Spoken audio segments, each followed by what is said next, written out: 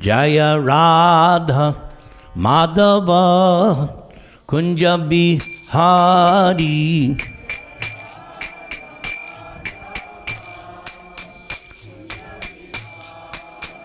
Jaya Radha Madhava Kunja Bihari.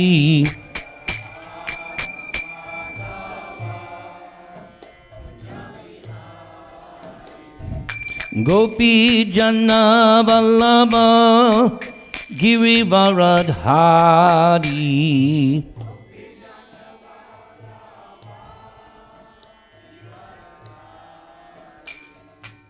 Yashoda Nandana Braja Jana Ranjana.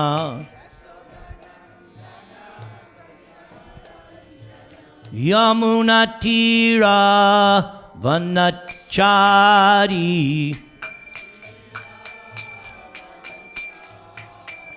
Jaya Radha Madhava Kunja Bihari.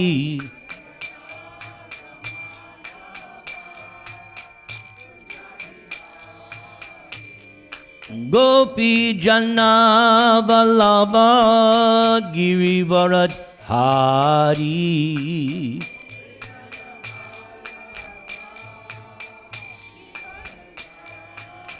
Yashodanandana Braja Jana Ranjana.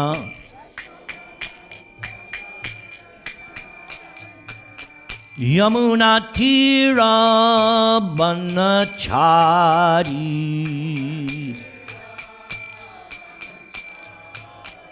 Jaya Radha Madhava Kunja Bihari.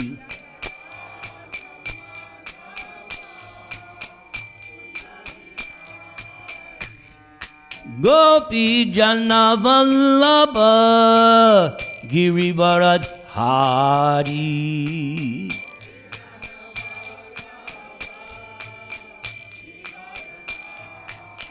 Yashodanandana Braja Jana Ranjana.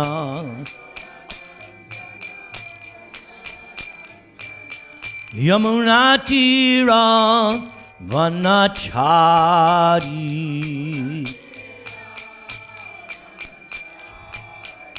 Jaya Sri Krishna Chaitanya Prabhu Nityananda Sri Advaita Gadadhara Srivasadi Gaur Bhakta Vrinda.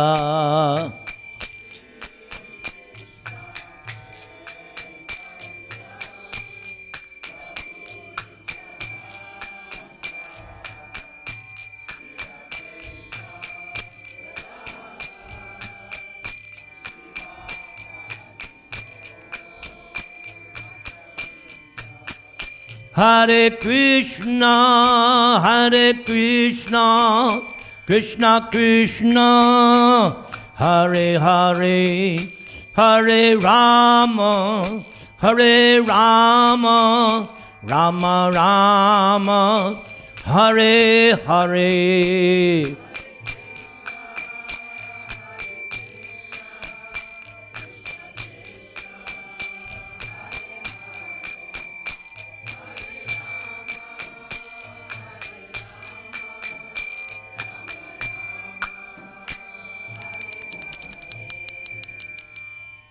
Trinadapi Sunichena Tarad Iva Sahishnuna Amanina Manadena Kirtaniya Sadahari. Hare Nama Hare Nama Hare Nama Iva Kevalam Kalo Nastyeva Nastyeva Nastyeva Gatiranyata. Thank you for attending this Hare Krishna movement. Last week, I was in the ISKCON Laguna Beach Temple, and for the first time, I gave a lecture on a topic called Ikigai, which is a Japanese term. Why are you living? What is the purpose of your life? So tonight, I'm not going to repeat, but I'm going to speak on one of my favorite verses from Srimad Bhagavatam. I like this verse because it is a good general description of what we are intending to do here. So please repeat after me. Om Namah Bhagavate Vasudevaya. Om Namah Bhagavate Vasudevaya. Om Namah Bhagavate Vasudevaya. So in the beginning of Srimad Bhagavatam, the scene is the sages of Naimisharanya, who assembled very, very early in this age of Kali, roughly 5,000 years ago. And their purpose was to perform a sacrifice for 1,000 years. Why? For us. For the benefit of the people of Kali Yuga. Because this age of Kali, when did it start? The day Krishna left this planet and returned to his spiritual abode. So, the age of Kali means the age of quarrel and hypocrisy. I don't need to go into details. Just turn on your TV, watch any of the news channels. You'll agree. This is the age of quarrel and hypocrisy. So they wanted to benefit the people of Kali Yuga, and their specific practice is they wanted to hear the science of God, Srimad Bhagavatam. And they selected as their speaker, their guru, Sutta Goswami, because he was there in attendance at the original first recitation of Srimad Bhagavatam, when Maharaj Parikshit, fasting for 7 days on the bank of the Ganges, heard Srimad Bhagavatam from Sukadev. And Sukadev, before leaving and finishing his instruction, he told everybody present, you see here, this Sutta Goswami, in the future, he will again recite this Srimad Bhagavatam for the sages of Naimisharanya, because Shukadev is Trikalagya. He can see past, present, and future. He predicted, and we see that is the beginning of this Bhagavatam that we study. And the sages, they have a president, Shaunaka Rishi, and he represents all the other numerous hundreds and hundreds of sages. And so they are posing questions to Sutta Goswami. They asked 6 questions. And tonight's verse is the answer to their first question. Let's see how your Sanskrit is. Here's a test. Please, if you can, Savai Pung Sam Paro Dharma Yato Bhaktir Adhokshaja Ahoituki Apratihata Yayatma Suprasidati. Very good. I have to do this because the GBC for this zone has given me that instruction. I have to bring my bell. Even when I go in March to Santiago, I have a bell there too. It's an instruction. So this verse has some very nice words. Many years ago, I read a letter Prabhupada wrote to one of his disciples that just by going over the synonyms for the Sanskrit, you can get so much information and speaking things. You can get many things to talk about. I've been doing that now for quite some time, and I found that it is quite fruitful. So, Sabai Pung Sam, for mankind. The subject matter is Para Dharma. Can everybody say Para Dharma? Now, usually the word Dharma, when it's translated, they translate as religion. But our Srila Prabhupada wanted to give a more scientific explanation. And therefore he translates Dharma as occupation. Or even more scientific, that which sustains you. Now the word, everybody say, para. Here he chooses the word sublime. Or you can say the superior, the best, the topmost. So this verse is saying, for mankind, there is a sublime or superior occupation. We all have an occupation, even children. Children's occupation, obey the parents, go to school. They have an occupation. Yeah, I know. Why is he saying I got to obey my parents? Yes, because Krishna says that we should honor the father and mother. Now everybody likes me. Oh, I like this guy. He's speaking good things. And the parents are telling the children, see, listen to Prabhuji. So, wives, I've said many times, women, wives, have 5 occupations. They take care of themselves, their husband, their children, the household. There's 4 right there. They work very, very hard. Husband has occupation to maintain the family. Everybody has an occupation. But there is a sublime or superior occupation for mankind.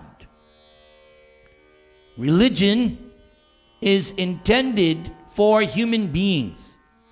There is no religion for the animals or for those lower than human beings. That's why they have taken that birth. But as soon as we come to human form of life, then we have to talk about responsibility. We have to talk about things that should be done and should not be done, as we read in Bhagavad Gita at the end of chapter 16. Krishna points out that you should know what is to be done and what is not to be done by the rules and regulations of the scriptures. Just like a person is considered a good citizen when they obey the laws of the state. So somebody is called religious when they obey the tenets of the scriptures. We, of course, in this Krishna consciousness movement, our 2 main scriptures, Bhagavad Gita and this Srimad Bhagavatam. Savai Pung Sang Paro Dharmo. So, although we all have an occupation or duty, another way to explain Dharma, another synonym, duty. Everybody has duties to do. But the sublime or superior, now comes this line. See if you can repeat. Yato Bhaktir Adhokshaja. 2 beautiful words, Bhakti and Adhokshaja. First, let's look at this word Adhokshaja. So it's I think it's locative case, unto, right? So the actual word is Adhokshaja. What or who is Adhokshaja? God. That is Adhokshaja. And the specific meaning of Adhokshaja, that thing or person who is beyond the scope of your mind and senses to realize independently. In other words, the scientist is never going to discover Adhokshaja in the laboratory or in the telescope or by going to Mars or Venus or wherever. No. Because we learn from Bhagavad Gita, Adhokshaja himself, Krishna, has already stipulated how he is to be revealed. You can't make up your own process. That is another fallacy in this age of Kali. Yatamat tatapat. Whatever you think, whatever you like, just do. So, the prescribed method, as stated by Adhokshaja Krishna in Bhagavad Gita, is this other word. Everybody say Bhakti. At least 3 times in Bhagavad Gita, Krishna says, you want to see me? Bhakti. You want to understand me? Bhakti. You want to come, return to me? Bhakti. There is no wiggle room here. It's very, you could say, use the word, dogmatic. Yes. There's only one way. Now, what is bhakti? Bhakti now, our spiritual master Prabhupada, is a genius. How is he a genius?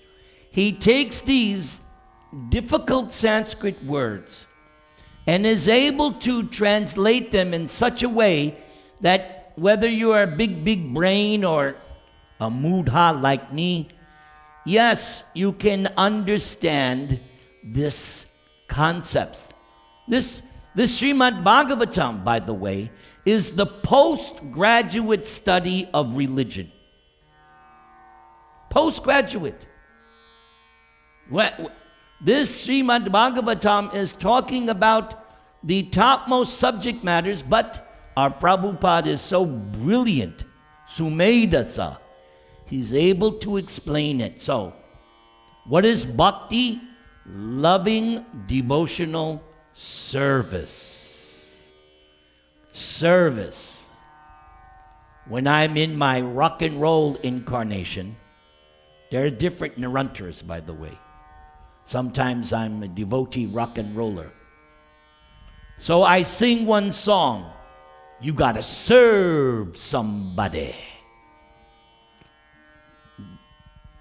The author of that song must have read Prabhupada's books. Because where do we get this concept? Loving devotional service. Prabhupada writes in this Srimad Bhagavatam, service is the most congenial form of intimacy. So, Bhakti Adhokshaja means that the topmost occupation, the topmost duty, all right, topmost religion, I'll give it to you, is to develop this devotional, loving service to Adhokshaja, God. There is another nice verse that explains, this is, I believe, is by Narada Muni, that what is this bhakti? What is this bhakti? That you have your senses, right? We have 10 senses and then the 11th sense, the mind. We have 5 knowledge-acquiring senses: eyes, ears, nose, tongue, and skin. This is how we acquire knowledge, through these, what is called Jnana Indriya, knowledge-acquiring senses. And we have 5 working or executive senses: the throat, which I'm using right now, hands, legs, genital, anus, and then the sometimes the 6th or the 11th sense, the mind. And look where I'm pointing. Not here. Here is where the mind is. Because according to the teachings of Bhagavad Gita and Srimad Bhagavatam, the soul dwells in the heart. And who else dwells in the heart? Adhokshaja. Krishna is your landlord, but he's a nice landlord. He only evicts you at the end of life. But he's so nice, he comes with you to your next apartment, your next body. Anyway, the soul is situated in the heart and is covered by what is called subtle material body, mind, intelligence, and false or contaminated ego. Real ego, I am eternal servant of God. If you can come to that identification, that I am nothing more, nothing less than the eternal servant of God, you have what is called real or true or purified ego. Ego has to be there. The Buddhists and others want you to kill ego. No, Krishna doesn't want you to kill your ego. But you are to do away with false ego. I'm man. I'm woman.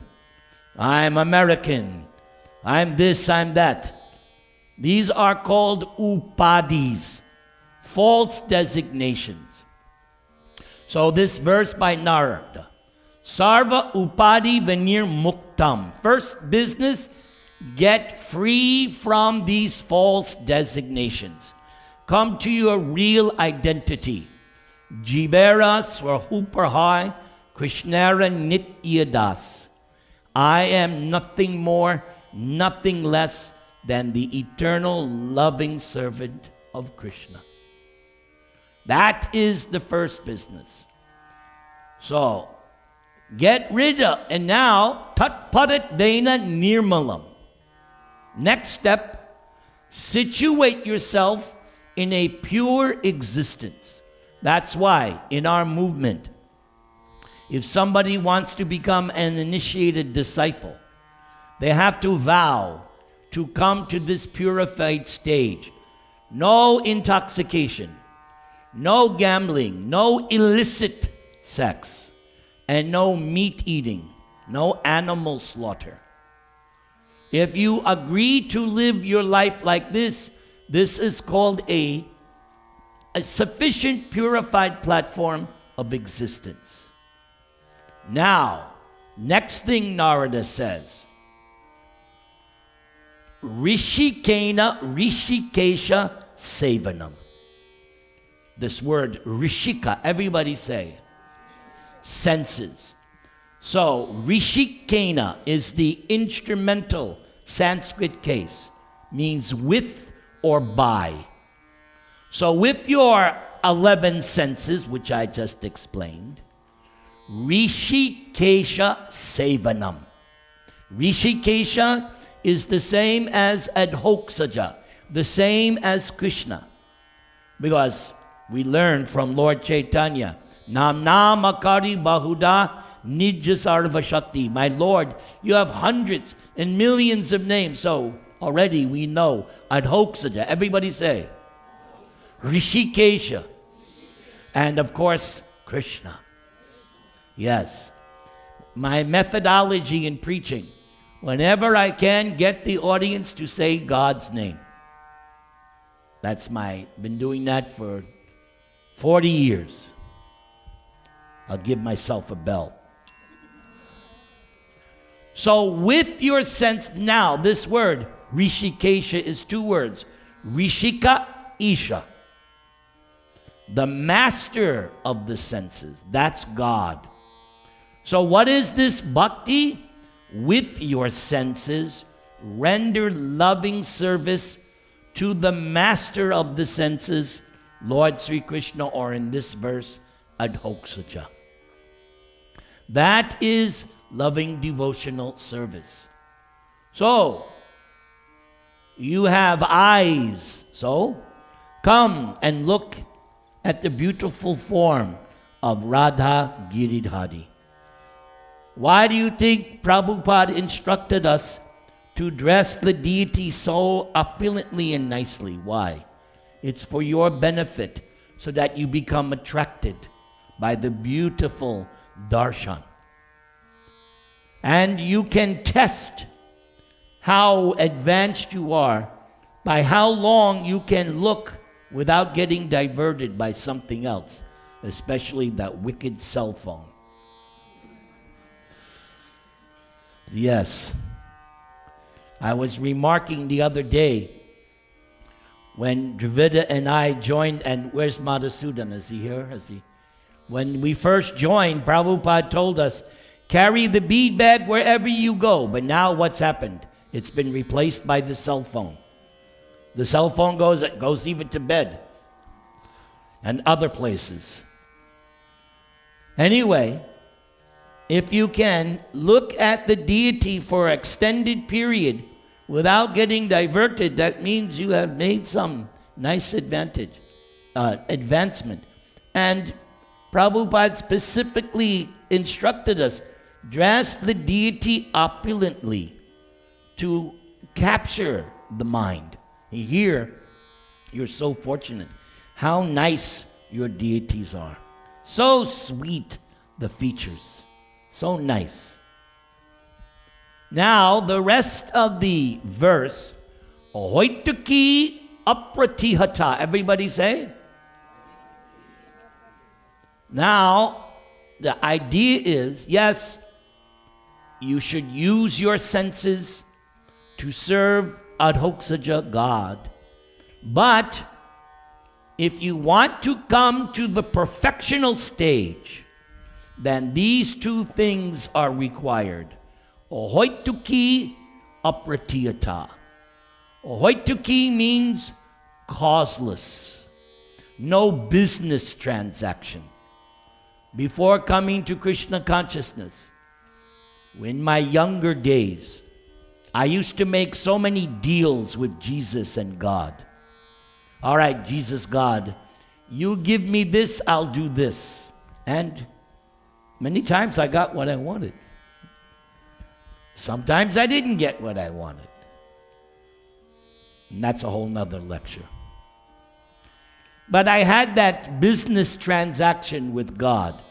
I'll do this if you do this. But here, ahoituki means no business. No business. You do it out of love. No cause. That's what love is. Love means I do something for your benefit and I don't care whether or not I get anything in return. Mothers, you served your children. You didn't write down, okay, I fed you 100 times and now the bill is due. No, you didn't do that. And when you were tired and maybe you were sick and the child woke up crying, you got up. Why? Love. Prabhupada told us the closest thing in the material world to understand this love is the love the mother has for the child. Such a nice, again, Prabhupada's genius, how to explain a difficult concept. What is this? Causeless love. That the devotee wants to come to the stage where he's loving and serving God and there's no motive other than I want to please. I want to love my Lord. And then apratihata, everybody say? Unbroken. Means non-stop, like the name Prabhupada gave me. Nirantara. Unbroken, no gaps, without cessation. But I have to be careful, because this nirantara can also mean greed. Right?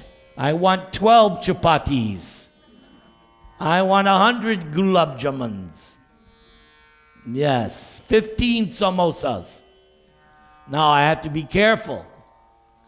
So, unbroken, without cessation. Same concept is there in Bhagavad Gita when Arjuna asks Krishna, how do I achieve liberation? How do I transcend the modes of nature? Because that's what liberation is. The three modes of nature, goodness, passion, and ignorance, they are the ropes that bind us. If you're tied up by ropes, you're not free. You're a prisoner. So even if I'm in the mode of goodness, I'm still tied up by that guna, that rope, that mode. So Arjuna asked Krishna towards the end of chapter 14, how do I transcend these modes of nature? And the same concept is there given by Krishna. Mang chayobi abhicharena bhakti yogena. Same thing is there. Bhakti yogena sevate. Sagunan samatityaitan brahma bhuyaya kalpate. You regain your original, spiritual, liberated platform of existence. How? By constantly engaging in bhakti yoga. Yoga means to link, to connect, right?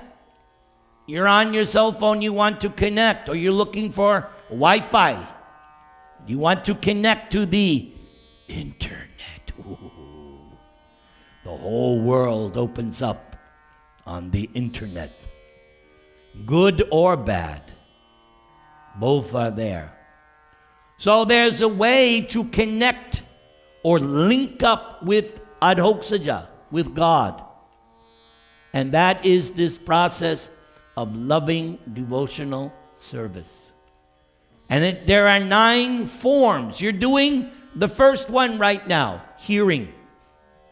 That's why coming to the class at least once a week is very important. Because the speaker, especially my methodology, I'm simply trying to plant seeds. I'm not trying to I'm not into arguing and fighting and debating. I'm too old for that. I am a gardener. I simply am stealthily, ingeniously, cleverly, jokingly, whatever way I can do it, plant some seed in your heart. And then sometime down the road, boom, it explodes. And you become Haribol, Haribol, Haribol. Is it working? Oh, good. He's my latest student. So nice bright face. Keep up the good work. Don't let me down. So, if you can, so Krishna's verse in Gita, if you can render this bhakti yoga, and you're doing the first hearing. This is the beginning. The beginning of spiritual life is you hear from the right source. You hear from the pure devotee. That's how you begin. Connect. Right? In the morning, I'm sure you do this. You turn on the TV or the radio, what's the news so far? Has they blown up? Is there another war going on? Is there another fire? Right? First thing you do, like my wife says, oh, have they blown up the world yet? We're still alive? Oh, thank God. So, hearing, beginning. Then when you've heard, you chant, you speak, you glorify, you describe. That is how I got to be where I am. Year after year, day after day, I hear this message from Srila Prabhupada and the devotees. And by hearing, eventually it comes out. If I listen to other people, then that's I have found this out. I can always tell who I'm talking to. I let them talk first. Because when I'm with somebody, I want to know, who am I speaking to? So I let the other person talk, and based on what they're saying, I go, oh, they're like this. Oh, ooh, ooh. You can tell how up you just everybody reveals themselves. Everybody. You give them enough time, they'll reveal them. Everybody's willing to reveal who they are. So you just let them, and then I respond accordingly. So hearing, chanting, and Lord Chaitanya points out these two processes. Hearing and chanting is the basis of how to make spiritual advancement. So please, I beg you, do as much hearing and chanting about Adhokshaja so that you come up more and more and more in your spiritual life. That's my seed. Ding. Where? Okay. I just planted my big seed for the day. Hearing and chanting, but not about the Packers and the 49ers. Hearing and chanting about Adhokshaja. Yayatma suprasidati. This is where you come to the platform of complete satisfaction. Everybody wants that. Everybody wants complete satisfaction. But we don't find it in this material world. We're always hankering. We don't get enough. We get a little bit. We get a little tease. Yes, that's what material life is. You get a tease. You don't get the real thing. Lord Chaitanya says in his first Shikshastakam, Purnamrita Swadanam. I'm going to give you a taste of the full satisfaction by this Hare Krishna Maha Mantra. Everybody chant loudly. Hare Krishna, Krishna Krishna. Jai. Hare Rama, Hare. I got you now. Very good. Thank you. That's the test. Otherwise, people are like this. Then I know, I got to tell some more jokes. But you guys are more advanced. I don't have to do so many jokes. So everybody wants complete satisfaction. And this verse is teaching us how to come to that platform. Now, I will tell a little story.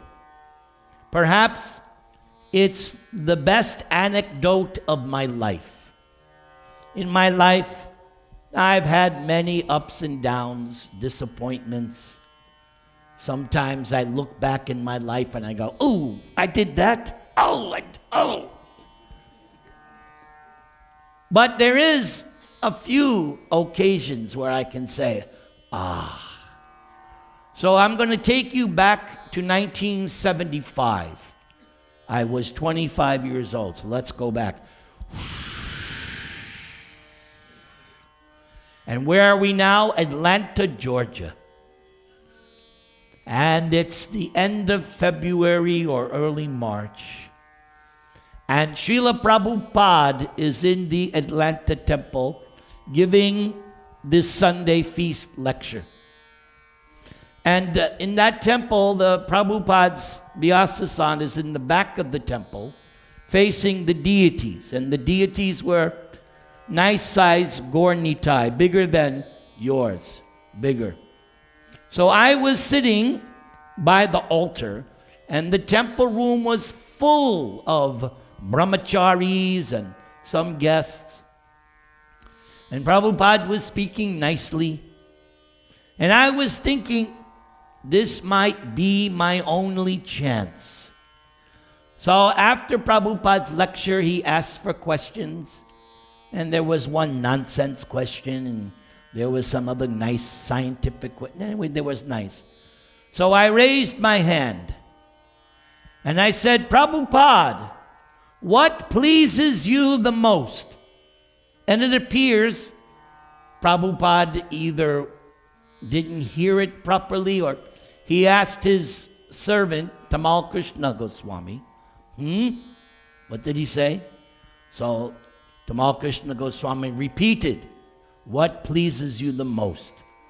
And I remember very distinctly, Prabhupada closed his eyes, tilted his head, and said in the microphone, when you love Krishna. And that was a shock for me, for everybody. I don't think anybody in the temple room was expecting that answer. Everybody was thinking, oh, he's going to say, when you distribute books. Because that was the big thing back then. That's all you joined the temple, you went out and distributed books. There would be one pujari staying back, taking care of the deities the whole day. The whole rest of the temple was out. I was on traveling book distribution, away from my Brooklyn temple home. So when Prabhupada said that, when you love Krishna, I take that as instruction from my spiritual master for me.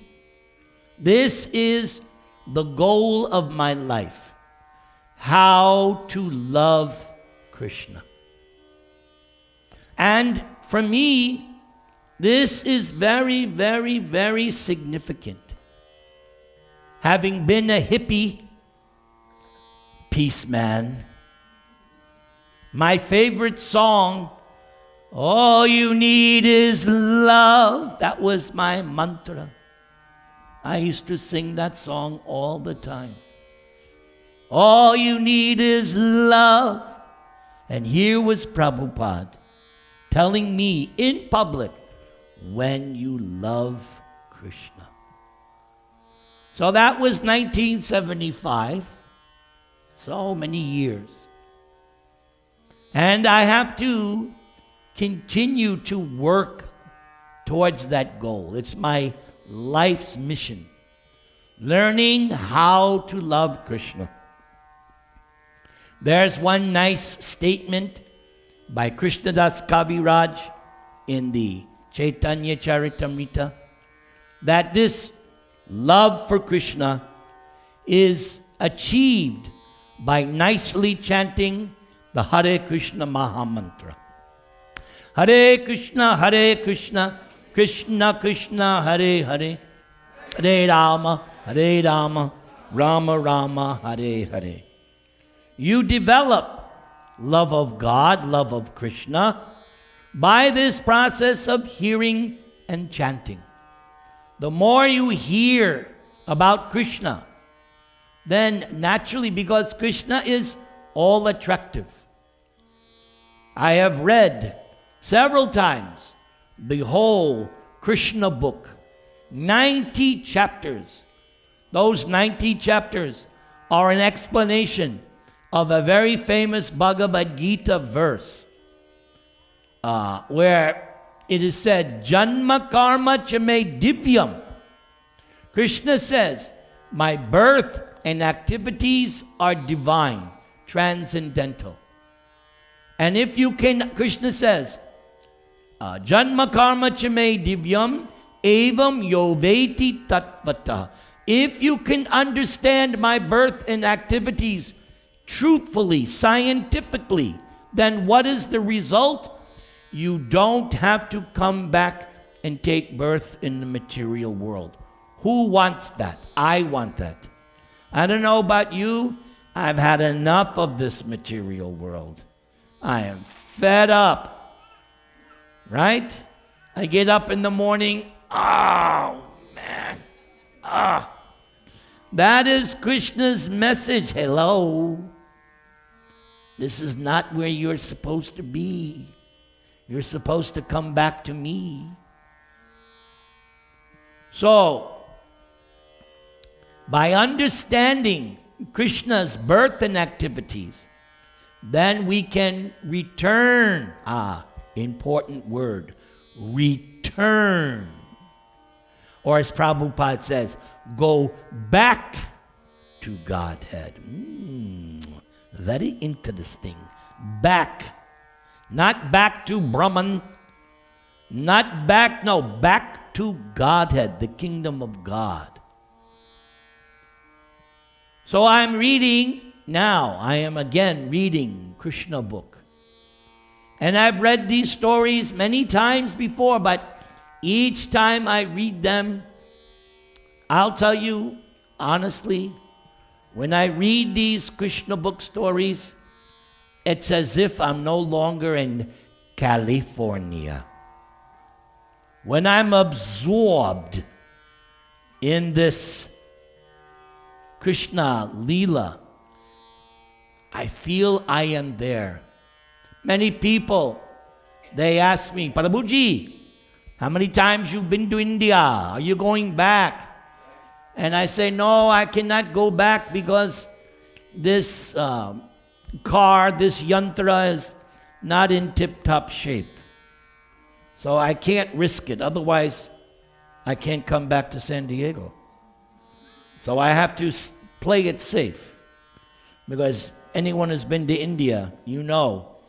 Like I know for sure, one time I went to India and I came back, I had something, and the doctor said, we don't know what you got. Whatever it is, we've never seen it before. We don't know how to treat it. Yes. So I can't take the risk. Drivida, he's more healthy than me. You go every year, right? Huh? You gonna go this year? Yes. He's better fit, like that whole. He's an ever youthful brahmachari.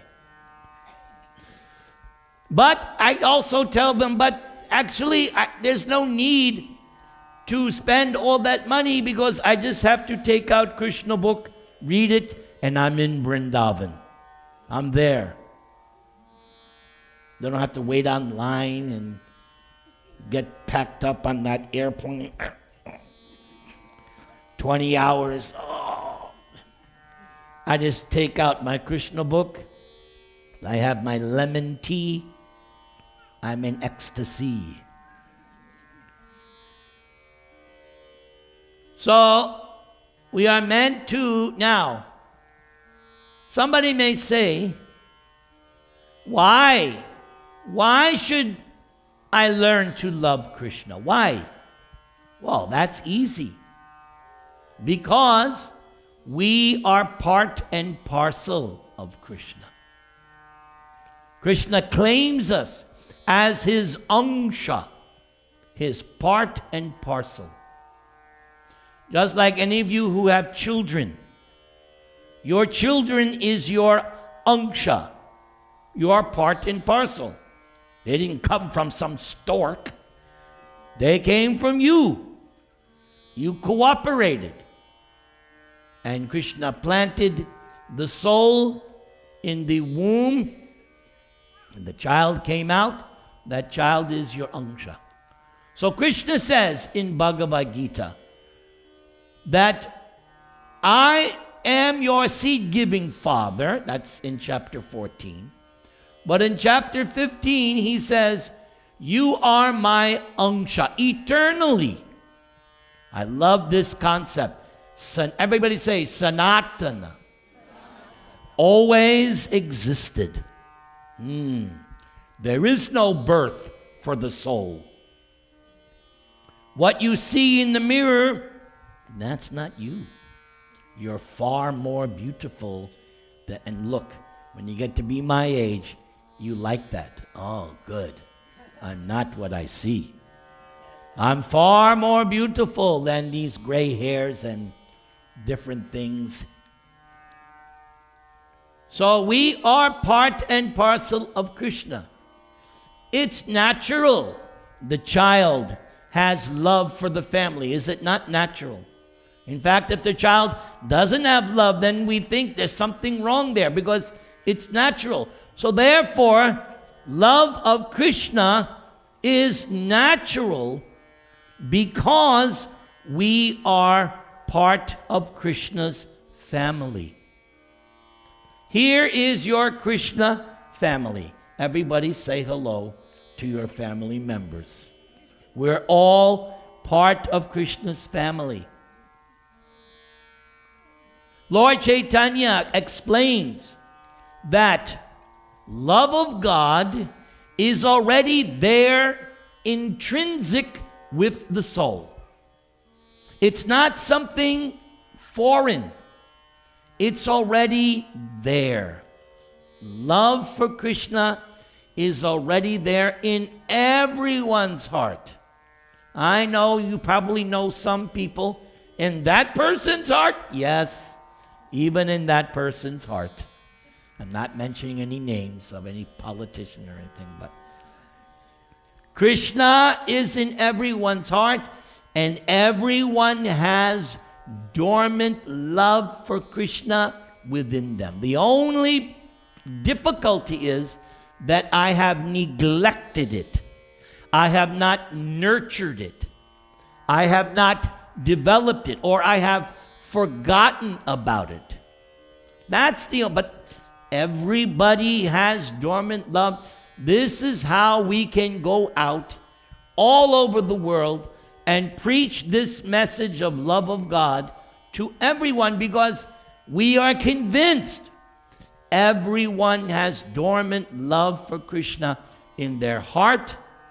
Either they're neglecting it, they've forgotten about it, and we're simply looking for those persons who have enough pious background so that it's easily awoken.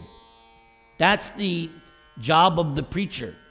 Seek out those who have some little inclination, some pious background, no prejudice. That yes, I like this message, love of God. I like this message. In the Vedic philosophy, they have what is called Dharma, Artha, Kam, Moksha, the four principles.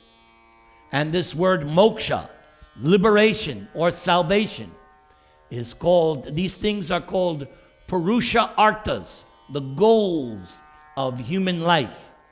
Become religious, enjoy some economic development, then enjoy your senses, and then when you are had enough of this, strive for liberation or salvation. But our Lord Chaitanya teaches, there's a Panchama Purusha Artha, a fifth goal, which is beyond liberation. So this is an important point, especially for you. Something you can preach to your friends. You know what I'm talking about. You have some friends, so you can preach on this point. That there's something beyond salvation. There's something beyond liberation. Love of God. Love of God means, Prabhupada writes about this a lot.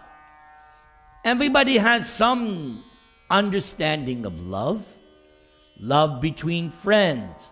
Love of parents for the child. Love between husband and wife. So we have some understanding of love. That same understanding of love will be fully perfected when we learn how to love Krishna, which is why Prabhupada gave me that instruction. When you love Krishna. And again, this love of Krishna is awoken simply by hearing and chanting. Hare Krishna, Hare Krishna, Krishna Krishna, Hare Hare, Hare Rama, Hare Rama, Rama Rama, Hare Hare. Everybody.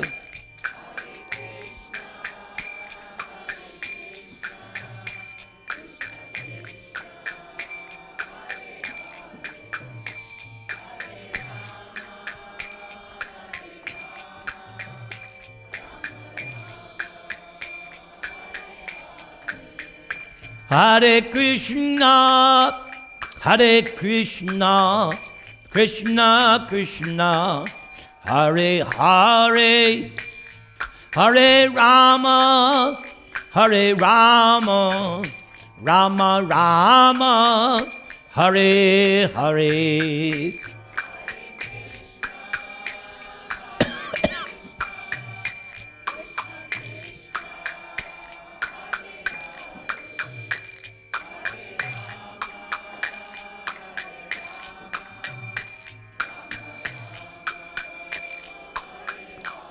I just got a text message from Krishna. I forgot to explain another way that this love of God can be awoken. And it's my favorite. By honoring Prashad. Yes, because Prashad means favor, blessing. So when you come and you take the Prashad that's offered, that's also a way to awaken love of God. I don't know why, but this movement should have a Hare Krishna restaurant in Washington, D.C. on K Street. You know where K Street is? That's where all the lobbyists are. And all those congressmen and everybody should go to that Govinda's restaurant. No talking, just eat, eat, eat, eat, eat. Maybe we'll get some good laws. But they'd have to eat. I wish I had $1 million. I would open that restaurant. And I would get the best cooks. And of course, because it's now trendy, there'd be 2 restaurants, the vegan and the non-vegan. We want to give everybody, but a nice prashad. And then we'd have a better country. What do you think? Trivida Das, perhaps you could say a few words